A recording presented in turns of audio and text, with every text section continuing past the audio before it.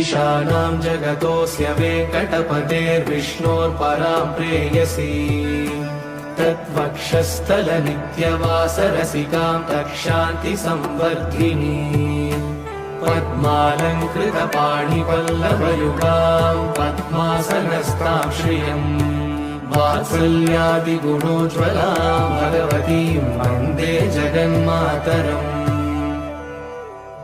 श्रीमन्कृपाजलनिधे श्रितसर्वलोकः सर्वज्ञशक्तनतवत्सल सर्वशेषिन् स्वामिन् सुशीलसुलभाश्रितपारिजात श्रीवेङ्कटेश शरणं शरणं प्रपद्ये